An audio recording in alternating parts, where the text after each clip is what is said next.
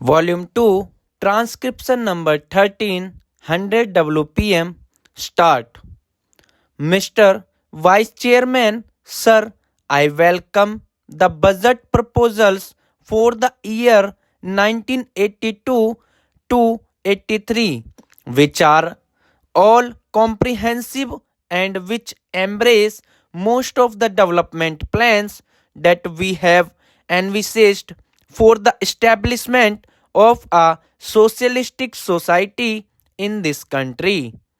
In spite of the taxation and the introduction of fresh duties, we find that the finance minister has succeeded in disturbing only a microscopic section of the people of this country to extract sufficient funds for our schemes.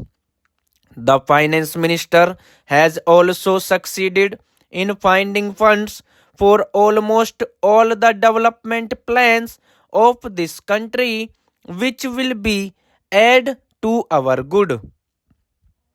While we discuss the general aspects of the budget, we will have to consider the activities of most of the sections that are now covered in the budget.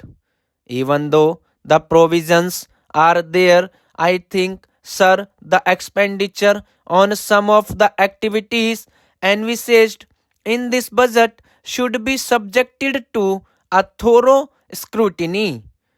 In this respect, sir, I wish to bring to the notice of this House the special feature of the educational system of this country.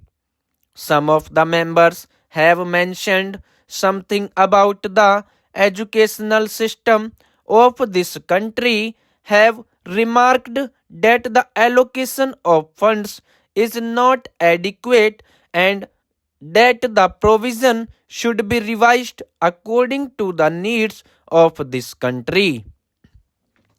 As the honorable member was speaking in Hindi, I did not thoroughly understand what he meant, but still, sir, the educational system has created a sort of confusion in our country over the last 15 years, and every now and then we had been changing the schemes and plans for educating our children, and various states have adopted different schemes which have actually created a feeling of disintegration among the people of this country.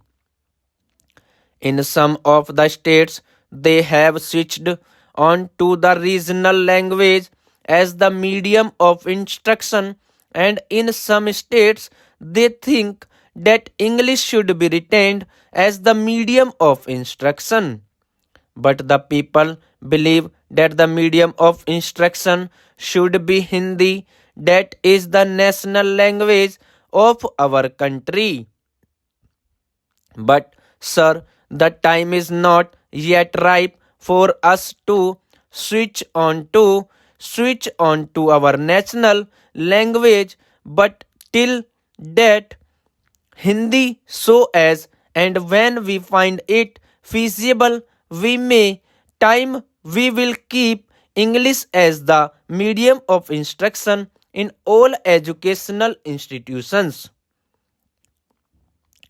Sir, the other day, the University Grants Commission submitted a report wherein they have mentioned that English should be the medium of instruction, at least in the colleges. Sir, it is my opinion that English should be retained in this country for years to come till we find that we could translate all the essential books on science and technology, etc., into Hindi, which should be able to help us in educating our boys, especially in the technical institutions, through Hindi as the medium. Here, some of the members have pointed out with regard to the introduction of different types of education in the same state or in various parts of this country. We find that a majority of the children of our country are educated in the basic system, which brings out, as far as I know, second class citizens in this country who are to be governed by the boys who are sent to the public schools. Most of the children of the haves are sent to the public schools and they are imparted expert training, and when they come out they are definitely superior to those boys who undergo this basic system of education.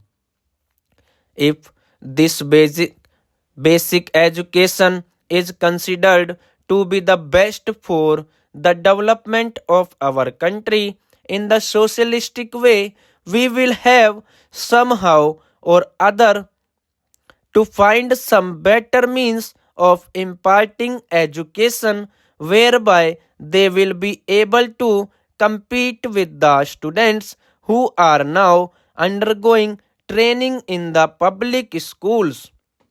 Unless we do it, we will be creating, as I previously mentioned, a second class of citizens in this country.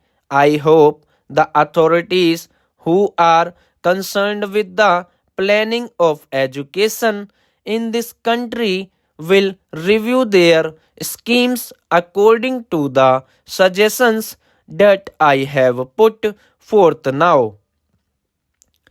In the same way, sir, our country is mainly depending on our agriculture and industries for the development of our economy. But the agriculturists are an ignorant section of our people who do not find, in spite of the development in that sector of our economy of high production, a better income as the industrial section is having in this country. The industrial section is fast improving and their standard of living has gone high.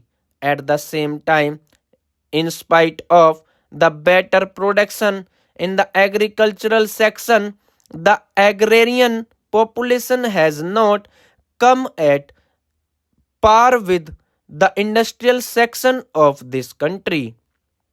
In the same way, industrial laborers are organized. Most of them are given so many benefits and advantages according to the legislation that is passed for the betterment of industrial laborers of this country. 840 words completed, 100 WPM.